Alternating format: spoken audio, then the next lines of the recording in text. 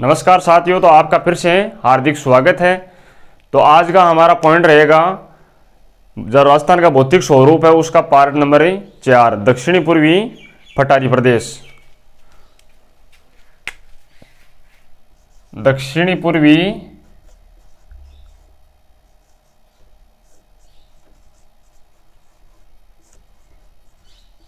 पठारी प्रदेश, जिसका दूसरा नाम क्या है? हाड़ौती का पठार। हाड़ौती का पठार, दक्षिणी पूर्वी पठारी प्रदेश या हाड़ौती का पठार। तो सर्वप्रथम बात करते हैं कि इसकी उत्पत्ति है वो कब हुई थी। तो इसकी उत्पत्ति हुई थी जो मध्यजीवी महाकल्प था,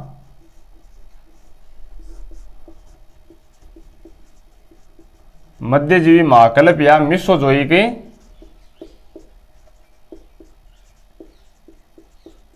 एरा। मध्यजीवी महाकल्प या मिसोजोइक एरा का एक युग आया क्रेटेशियस युग में। जो गोंडवाना लैंड था उसमें ज्वालामुखी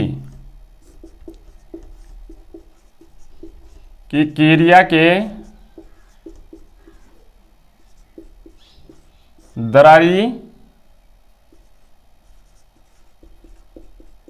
उद्गार से। तो दक्षिणी पूर्वी पठारी प्रदेश या जो हाड़ौती का पठार है, इसकी जो उत्पत्ति है वो हुई थी मध्यजीवी महाकल्प या मिसोजोइक एरा, यानी मध्यजीवी महाकल्प या जिसको मिसोजोइक एरा के नाम से जानते हैं। कि जो क्रेटेशियस युग आया, इसमें जो गोंडवाना लैंड था, पृथ्वी दो भागों में बटी हुई थी। एक था गोंडवाना लैंड और एक था अंगारा लैंड।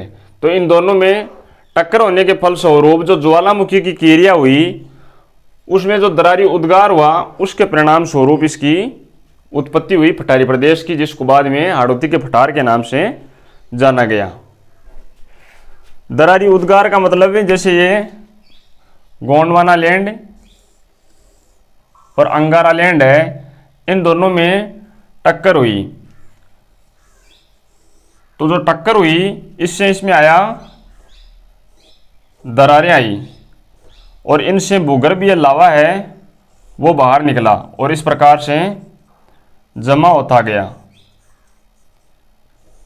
इन दोनों में टक्कर होने से दरारें आई और दरारें आने से भूगर्भीय लावा बाहर आया और ऊपर की तरफ जमा होता गया। तो इस प्रकार ये जमा हो गया और एक पठार का रूप इसने ले लिया। तो इसको क्या बोला गया? हाड़ौती का पठार।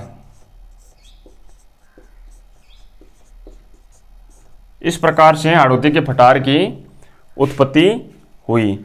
अब बात करें इसके विस्तार की, या राजस्थान में ये कौन कौन से जिलों में स्थित है।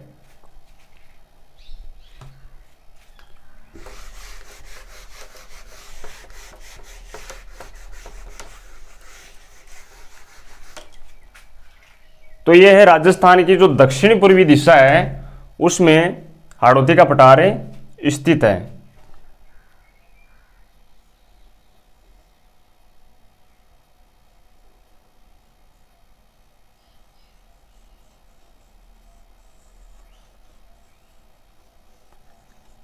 इस प्रकार से जो राजस्थान के 4 जिले हैं, पहला है बूंदी, कोटा, बारां और झालावाड़। इन 4 जिलों में जो हाड़ौती का पठार है इसका विस्तार है। यहाँ पर है बूंदी, फिर है कोटा, बारां और यह है झालावाड़। तो इन 4 जिलों में हाड़ौती के पठार का क्या है? विस्तार है। और नीचे की तरफ आता है मध्य प्रदेश। और इस साइड में आ गया गुजरात, और यहां पर है मालवा का पठार। मध्य प्रदेश और गुजरात में मुख्य रूप से मालवा के पठार का विस्तार है, और मालवा का पठार है वो है भारत का जो प्रायद्वीपीय पठारी प्रदेश है इसका भाग। मालवा का पठार है वो भारत का जो प्रायद्वीपीय पठारी प्रदेश है इसका क्या है, भाग है। और जो मालवा का पठार का इस तरफ से विस्तार है, इस प्रकार से मध्य प्रदेश और गुजरात में विस्तार है, तो इसका जो उत्तरी भाग है वो क्या कहलाता है, हाड़ौती का पठार है। ये क्या है, उत्तरी भाग है। जो हाड़ौती का पठार है वो जो भारत का प्रायद्वीपीय पठारी प्रदेश है इसका एक भाग है मालवा का पठार, जिसका विस्तार कहां पर है, मध्य प्रदेश और गुजरात के अंतर्गत है। तो जो मालवा का पठार है इसका उत्तरी भाग है वो क्या है, हाड़ौती का पठार है।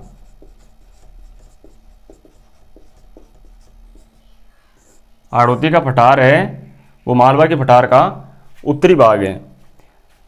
अब हम बात करें कि इसका जो क्षेत्रफल है वो है राजस्थान में 6.49%, यानी राजस्थान के कुल क्षेत्रफल का 6.49% आता है हाड़ौती के पठार के अंतर्गत, या लगभग 7%। और जनसंख्या निवास करती है यहां पर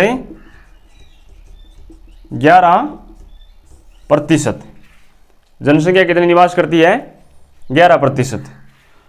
तो यह क्षेत्रफल की दृष्टि से राजस्थान का जो सबसे छोटा भौतिक प्रदेश है, हाड़ौती का पठार है वो राजस्थान का क्षेत्रफल की दृष्टि से सबसे छोटा भौतिक प्रदेश है।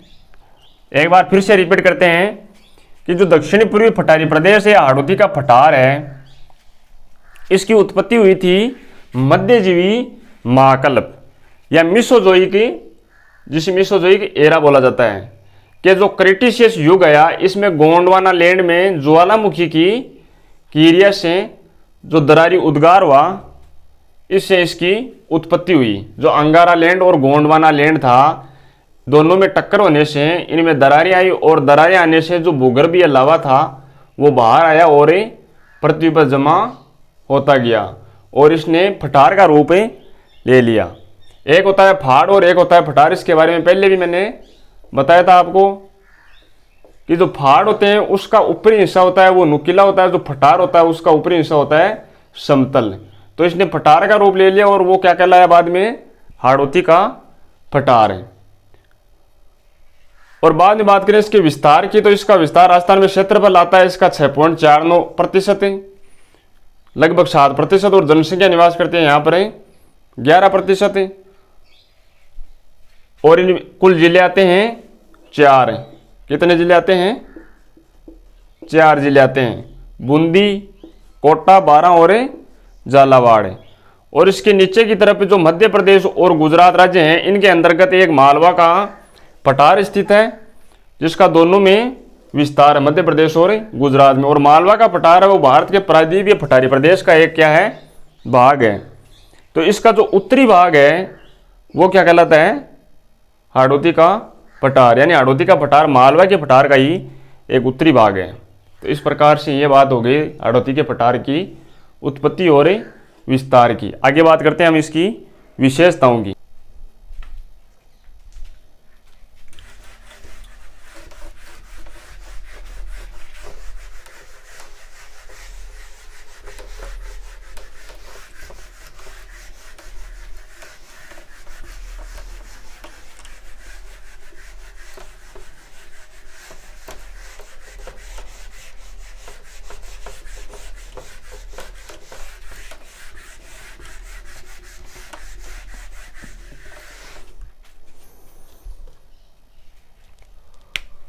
तो इसकी विशेषताओं की बात करें तो सर्वप्रथम विशेषता आती है इसकी कि ये सबसे छोटा भौतिक प्रदेश है, सबसे छोटा भौतिक प्रदेश। क्षेत्रफल की दृष्टि से। दूसरी आती है कि ये ज्वालामुखी की क्रिया से निर्मित क्षेत्र है। ज्वालामुखी की क्रिया से निर्मित क्षेत्र है और यहां पर बेसाल्ट चट्टानों की क्या है,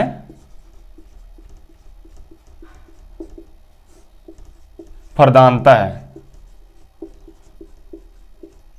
बेसाल्ट चट्टानें क्या होती हैं, जो आग्नेय चट्टानें होती हैं उनका एक जो बाह्य भाग होता है आग्नेय चट्टानें। आग्नेय चट्टानें कितने प्रकार की होती हैं, दो प्रकार की, एक होती है बाह्य आग्नेय चट्टानें और एक होती हैं आंतरिक। आंतरिक होती हैं उन्हें बोला जाता है ग्रेनाइट चट्टानें, और जो बाह्य आग्नेय चट्टानें होती हैं उनको बोला जाता है बेसाल्ट चट्टानें। तो यहां पर क्या है, बाह्य आग्नेय चट्टानें या बेसाल्ट चट्टानों की प्रधानता है। 3 नंबर की विशेषता आती है कि यहां पर काली मृदा पाई जाती है। काली मिट्टी देखने को मिलती है, काली मृदा का यहां पर विस्तार है। दूसरा नाम है इसका कपास मृदा या रेगूर मृदा। यहां पर क्या है, काली मिट्टी का विस्तार है। और यहां पर सर्वाधिक काली मिट्टी किसके लिए जानी जाती है, कपास के लिए। कपास सर्वाधिक काली मिट्टी में होता है, तो इसको कपास मृदा के नाम से भी जाना जाता है और इसको रेगूर मृदा भी बोला जाता है। यह भी एग्जाम में कई बार पूछा गया है कि रेगूर मिट्टी किसे बोला जाता है, तो काली मिट्टी को रेगूर मिट्टी के नाम से जाना जाता है। और इसका वैज्ञानिक नाम है वर्टिसोल। वर्टिसोल क्या है, इसका वैज्ञानिक नाम है। और यहां पर नदी बहती है चंबल नदी। यहां की प्रमुख नदी कौन सी है, तो वो है चंबल नदी, जो भी राजस्थान में चित्तौड़गढ़ से प्रवेश करती है और कोटा से होते हुए सवाई माधोपुर करौली तरफ जाती है। और यहां पर सर्वाधिक नदियां देखने को मिलती हैं, सर्वाधिक नदियां। और यहां पर जो कोटा है वो क्या है, एक संभाग है। तो सर्वाधिक नदियों वाला संभाग कौन सा है, तो वो भी कोटा संभाग है। तो इस तरफ से भी आप याद रख सकते हैं इसको कि सर्वाधिक नदियों वाला भौतिक प्रदेश कौन सा है, तो वो है हाड़ौती का पठार है। जो कोटा कौन से भौतिक प्रदेश के अंतर्गत आता है, हाड़ौती के पठार के अंतर्गत। तो इस प्रकार से आप इसको याद रख सकते हैं कि सर्वाधिक नदियों वाला भौतिक स्वरूप या भौतिक प्रदेश कौन सा है, तो वो है हाड़ौती का पठार है। यहाँ पर चंबल नदी है, परवन है, आऊ है, काली सिंध है, इस प्रकार बहुत सारी नदियों का विस्तार है। तो यहाँ पर सर्वाधिक नदियाँ पाई जाती हैं। एक आता है यहाँ पर अंत है आर्द्र प्रवाह क्षेत्र है। हाड़ौती के पठार में एक शब्द आता है अंत प्रवाह है, अंत आर्द्र प्रवाह क्षेत्र है। ये किसको बोला जाता है, तो ये है हाड़ौती का। इस हाड़ौती के पठार की बात करें तो इसमें जो नदियां हैं, जैसे चंबल है, ये होगी काली सिंध, परवन, आहू, ये है पार्वती। तो इन नदियों से जो छोटी छोटी वितरिकाएं निकाली गई हैं जगह जगह पर, ये जो नदियां हैं, चंबल है, यह है पार्वती नदी, यह है परवन, यह है आहू और यह है काली सिंध। तो इन नदियों से जो छोटी छोटी वितरिकाएं निकाली गई हैं, जिनके कारण यहाँ पर नदियों का क्या है, विस्तार है। लघु और मध्य में इन पर परियोजनाएं संचालित हैं। तो जिसके कारण इसको क्या बोला जाता है, नदियों के विस्तार को अंतः अधर प्रवाह क्षेत्र बोला जाता है। यानी जो चंबल, काली सिंध, आहू, परवन और जो पार्वती नदियां हैं, इनसे छोटी छोटी वितरिकाएं निकाली गई हैं और इन पर कृषि परियोजनाएं, लघु और मध्यम परियोजनाएं चलाई जा रही हैं। तो इन नदियों के विस्तार को क्या बोला जाता है, अंतः अधर प्रवाह क्षेत्र के नाम से जाना जाता है। तो ये बात हो गई विशेषताओं की। आगे हम चर्चा करते हैं इसका जो वर्गीकरण है इसके बारे में।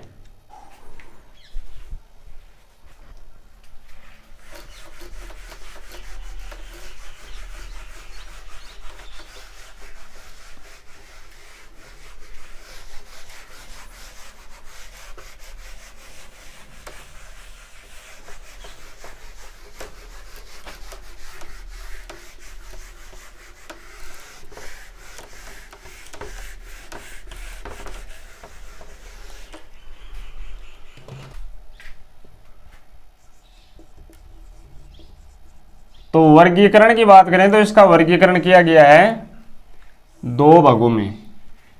एक है विंध्य कगार भूमि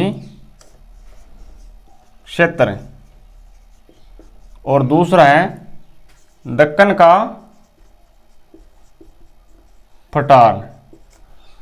विंध्य जो कगार भूमि क्षेत्र है वो क्या है, वो है कि जो हाड़ौती का पठार है,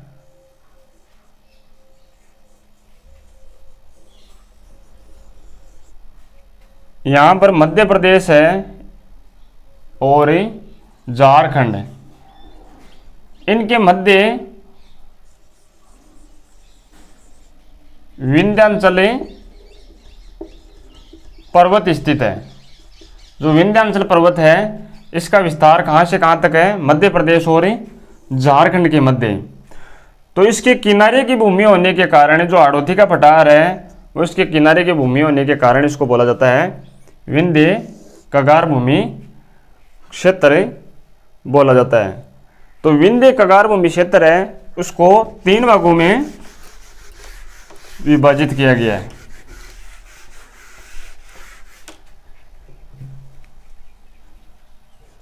एक है अर्धचंद्राकार पहाड़ियां,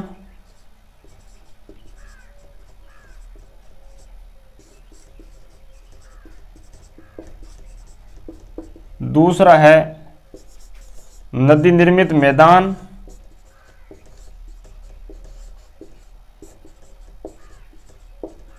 मैदानी क्षेत्र और तीसरा है शाहबाद उच्च भूमि क्षेत्र। तो इन 3 भागों में विंध्य कगार भूमि क्षेत्र को विभाजित किया गया है। सर्वप्रथम हमें अर्धचंद्राकार पहाड़ियों की बात करें तो इसमें आती हैं बूंदी की पहाड़ियां, बूंदी की पहाड़ियां, रामगढ़ की पहाड़ियां,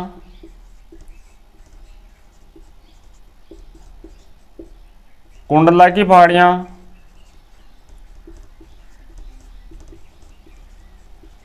और मुकुंदरा की पहाड़ियां।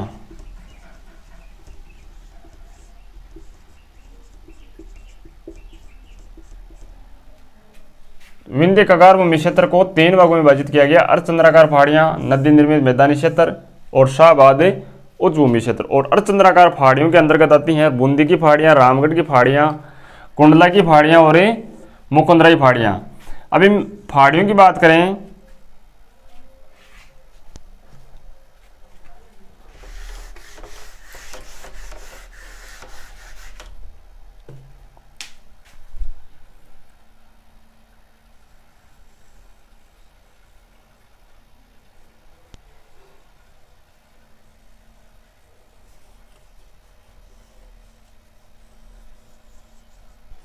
तो ये है हाड़ौती का पठार और इसमें यहाँ पर बूंदी, ये है हमारा कोटा जिला और 12 और यह है झालावाड़। तो इसमें सर्वप्रथम आती हैं बूंदी की पहाड़ियां। तो बूंदी के अंतर्गत जो इस प्रकार से पहाड़ियां हैं, अर्धचंद्राकार पहाड़ियां, उन्हें बोला जाता है बूंदी की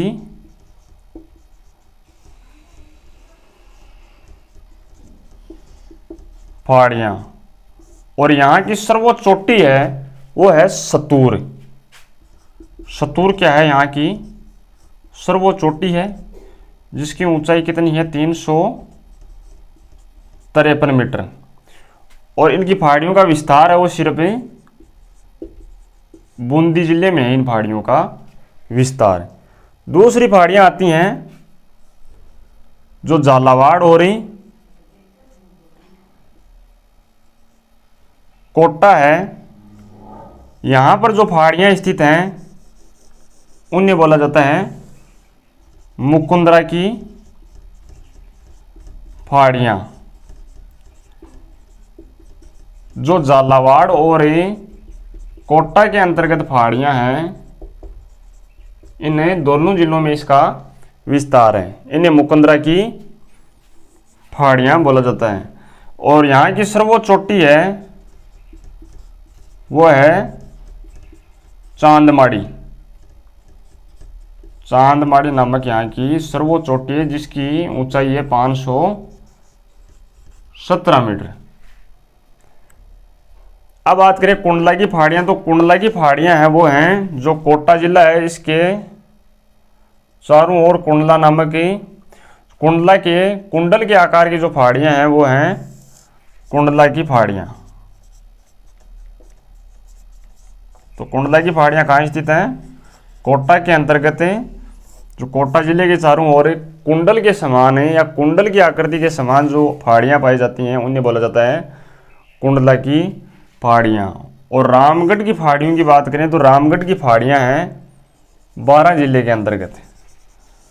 12 जिले के अंतर्गत रामगढ़ की पहाड़ियां स्थित हैं। और यहां पर भारत का पहला क्या है? जियो हेरिटेज स्थल।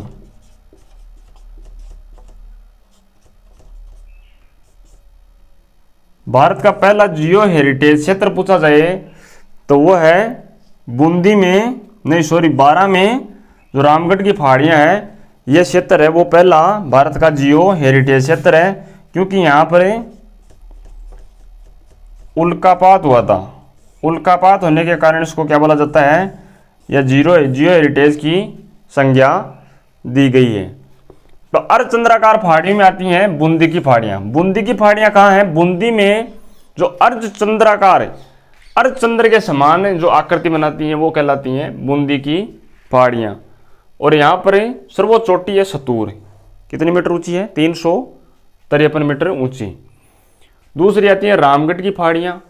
रामगढ़ की पहाड़ियां हैं 12 जिले में। 12 जिले में रामगढ़ की पहाड़ियां स्थित है। और यहाँ पर भारत का पहला जियो हेरिटेज क्षेत्र स्थित है। रामगढ़ की जो पहाड़ियां हैं ये जियो हेरिटेज क्षेत्र के नाम से जाना जाता है क्योंकि यहाँ पर उल्कापात हुआ था। कुंडला की पहाड़ियां हैं वो है कोटा जिले के चारों ओर जो कुंडल के समान आकृति बनाती हैं वो पहाड़ियां क्या कहलाती हैं? कुंडला की पहाड़ियां। चौथी है मुकुंदरा की पहाड़ियां। ये हैं कोटा और झालावाड़ क्षेत्र के अंतर्गत, यानी कोटा और झालावाड़ दोनों जिलों में इसका विस्तार है। और इसकी सर्वोच्च चोटी है चांदमाड़ी 517 मीटर। और जो मुकुंदरा की पहाड़ियां हैं यहाँ पर मुकुंदरा हिल्स या दर्रा राष्ट्रीय उद्यान, या जिसको बोला जाता है राजीव गांधी राष्ट्रीय उद्यान है वो है स्थित है, जिसको 9 जनवरी 2012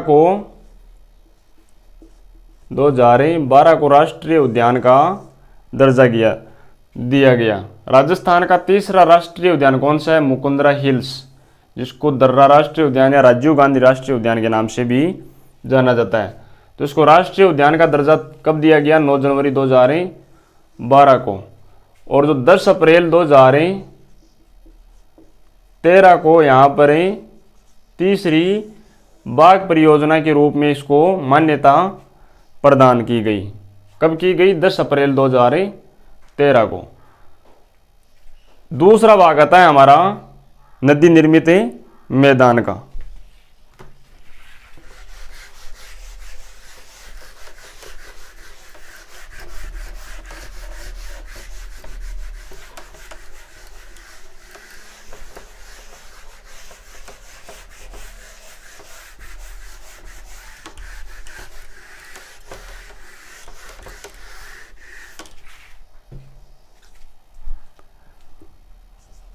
जो विंध्य कगार भूमि क्षेत्र है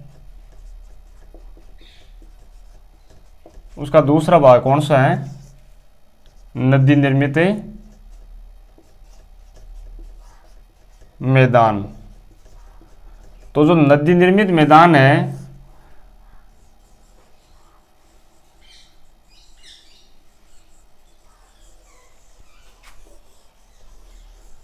कि जो हाड़ौती के पठार में चंबल नदी है वो इस प्रकार से प्रवेश करती है।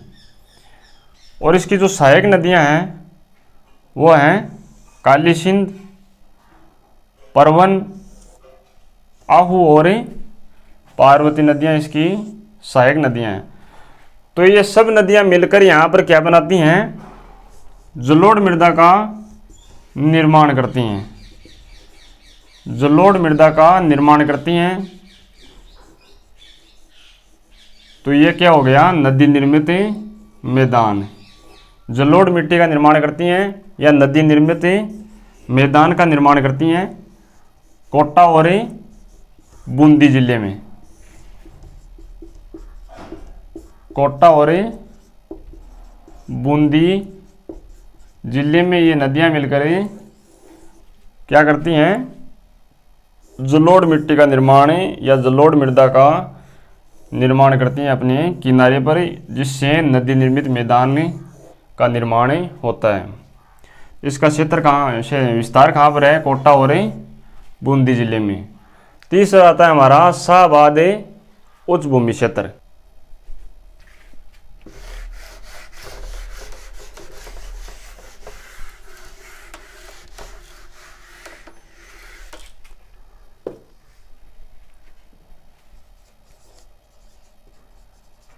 शाहबाद उच्च भूमि क्षेत्र यह है जो 12 जिला है उसका जो पूर्वी भाग है, 12 जिले का जो पूर्वी भाग है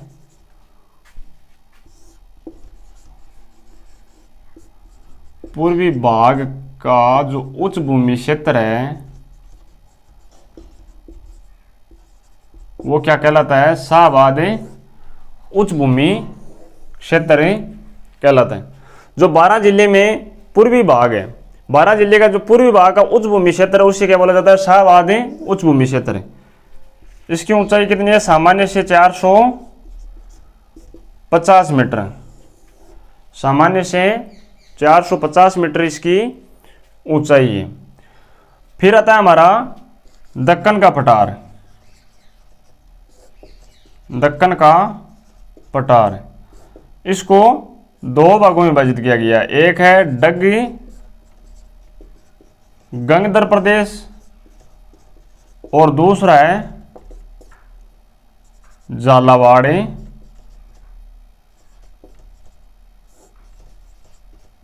पठारी प्रदेश। तो जो गंगदर प्रदेश है इसका विस्तार है हाड़ौती के पठार में, या हाड़ौती का पठार है इसमें इसका विस्तार है। जो झालावाड़ है इसका जो दक्षिणी पश्चिमी भाग है ये भाग है यह कहलाता है डग गंगदर का प्रदेश। और जो बचा हुआ भाग है, ये जो बचा हुआ भाग है ये कहलाता है झालावाड़ का पठारी प्रदेश। झालावाड़ का पठारी प्रदेश। तो गंगदर प्रदेश कौन सा है? हाड़ौती के पठार में जो झालावाड़ जिला है इसका जो दक्षिण पश्चिम भाग है, दक्षिण पश्चिम भाग है, वो कहलाता है गंगदर का प्रदेश। और झालावाड़ का जो पठारी प्रदेश है वो इस गंगदर प्रदेश को छोड़कर ही जो विस्तृत है इसका क्षेत्रफल है वो क्या कहलाता है? झालावाड़ पठारी प्रदेश। और झालावाड़ पठारी प्रदेश के अंतर्गत ही काली मृदा का सर्वाधिक क्या है? विस्तार है। काली मिट्टी का सर्वाधिक विस्तार है। तो ये बात हो गई इसके वर्गीकरण की। बात करते हैं इससे जो क्वेश्चन है हाड़ौती के पठार से वो कौन कौन से क्वेश्चन है पूछे जा सकते हैं, उनके क्वेश्चनों की हमें चर्चा करते हैं।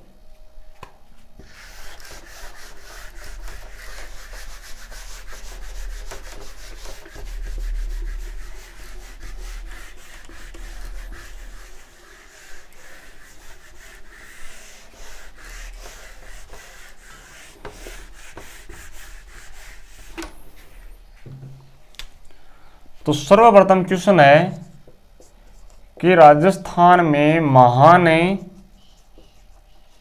सीमा भ्रंश है वो कहाँ पर स्थित है? महान सीमा भ्रंश कहाँ पर स्थित है? तो ये राजस्थान का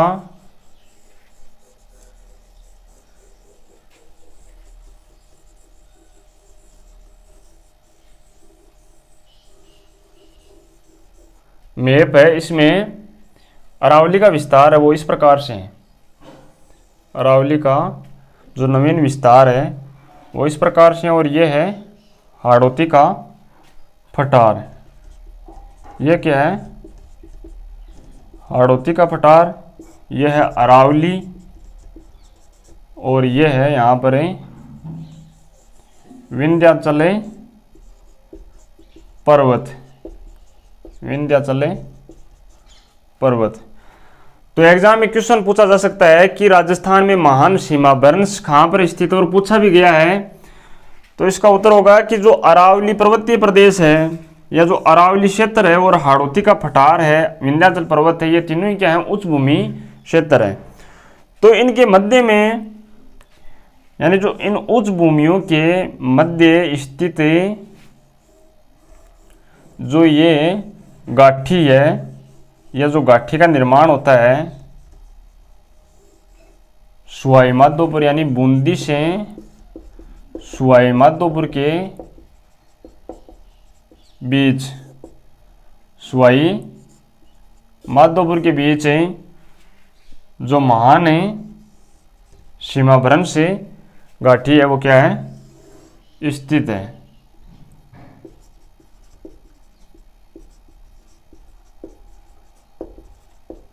तो राजस्थान में महान सीमा भ्रंश गाठी या महान सीमा भ्रंश कहाँ पर स्थित है? तो वो है बूंदी से सवाई माधोपुर के बीच। यानी जो अरावली उच्च भूमि क्षेत्र और विंध्याचल उच्च भूमि क्षेत्र के मध्य स्थित जो गाठी है उसका विस्तार है बूंदी से सवाई माधोपुर के बीच। वो क्या कहलाता है? महान सीमा भ्रंश कहलाता है। तो एग्जाम की दृष्टि से ये महत्वपूर्ण क्वेश्चन है, इसको आप ध्यान में रखना। और दूसरा हमारा क्वेश्चन बनता है यहां से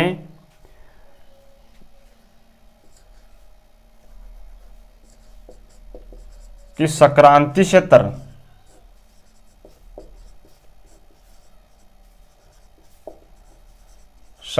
क्षेत्र है वो कहां पर स्थित है?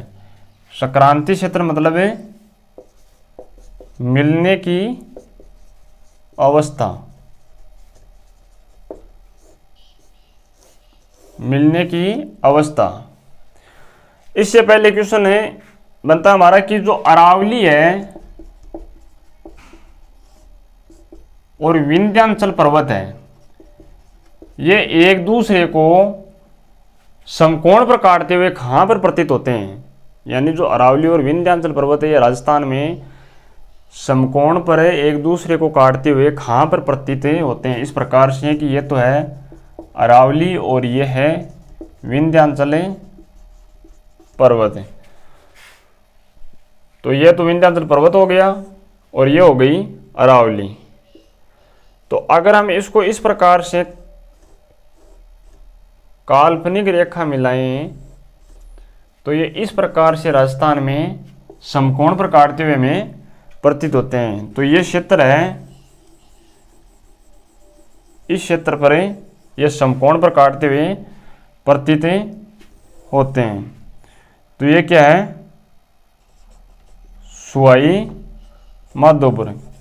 यानी डिस्ट्रिक्ट पूछे पर्टिकुलर रूप से तो होगा सवाई माधोपुर, और स्थान पूछे तो होगा रणथंभौर, और भौतिक स्वरूप पूछे तो होगा विंध्य कगार भूमि क्षेत्र।